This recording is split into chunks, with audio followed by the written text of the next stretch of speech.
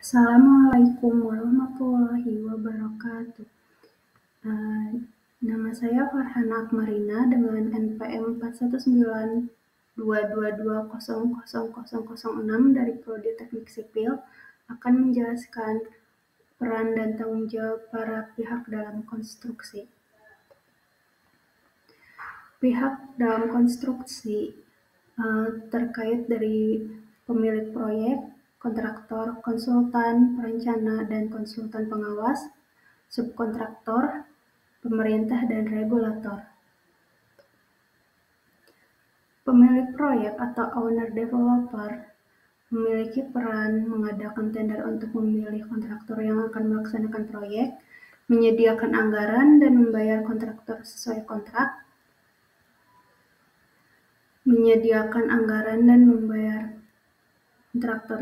kontrak, memastikan proyek berjalan sesuai dengan perencanaan dan regulasi yang berlaku. Contohnya adalah pemerintah membangun jembatan dengan menunjuk kontraktor melalui sistem tender. Lalu ada kontraktor, yaitu melaksanakan pekerjaan konstruksi sesuai kontrak, memastikan tenaga kerja dan peralatan sesuai dengan spesifikasi proyek, bertanggung jawab atas kualitas hasil pekerjaan. Contohnya, kontraktor membangun rumah sakit sesuai dengan desain yang telah disetujui oleh pemilik proyek. Lalu ada konsultan perencana dan konsultan pengawas. Salah satu tujuannya adalah merancang proyek konstruksi sesuai standar teknis dan keselamatan. Lalu konsultan pengawas mengawasi jalannya proyek agar sesuai spesifikasi yang telah disepakati. Contohnya, konsultan teknik merancang struktur gedung agar tahan gempa. Lalu ada subkontraktor yang tugasnya melaksanakan bagian pekerjaan tertentu yang diserahkan oleh kontraktor utama. Contohnya, subkontraktor menangani pemasangan listrik dalam pembangunan gedung perkantoran. Lalu ada pemerintah dan regulator. Tugasnya mengawasi kepatuhan terhadap regulasi hukum konstruksi, menerbitkan izin dan menyelidiki pelanggaran hukum dalam proyek. Contohnya, Kementerian PUPR mengeluarkan sertifikasi tenaga kerja konstruksi agar konstruksi berjalan dengan sesuai standarnya.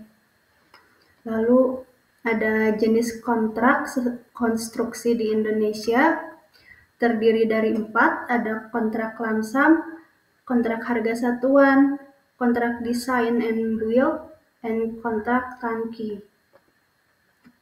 Kontrak lamsam adalah nilai kontrak tetap dan tidak berubah meskipun ada kenaikan harga bahan ataupun material.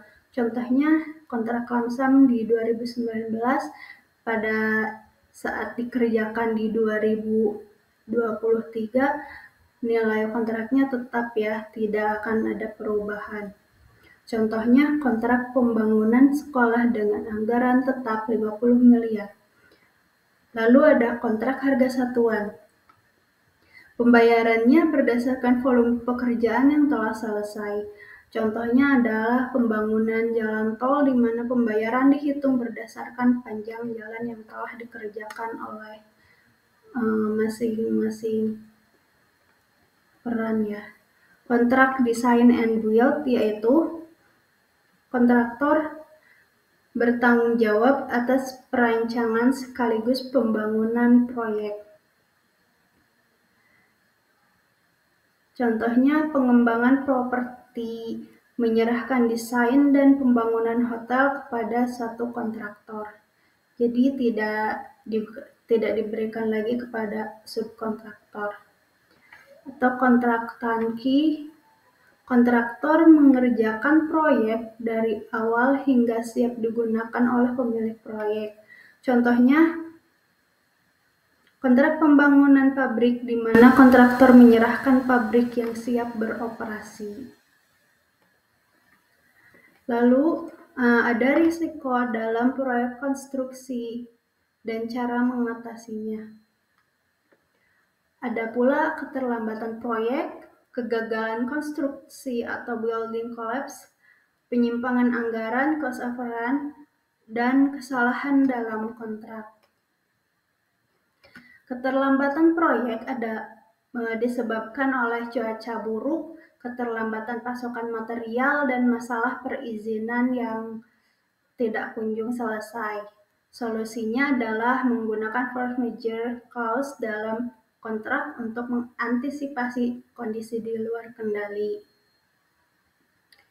Kegagalan konstruksi atau building collapse penyebabnya kualitas material yang buruk, kesalahan desain, atau kelalaian pekerja.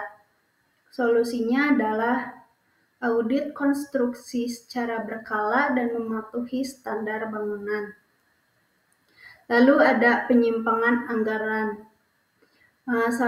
Salah satu penyebabnya adalah perubahan desain, kenaikan harga bahan yang tiap tahun selalu naik, atau kesalahan dalam estimasi anggaran. Solusinya adalah menyediakan anggaran cadangan dan melakukan pengendalian biaya proyek. Lalu ada kesalahan dalam kontrak, penyebabnya adalah bahasa kontrak yang tidak jelas atau tidak mencakup risiko proyek. Solusinya melibatkan ahli hukum konstruksi untuk menyusun kontrak yang kuat agar semuanya terkendali oleh hukum. Terima kasih, sekian penjelasan dari saya.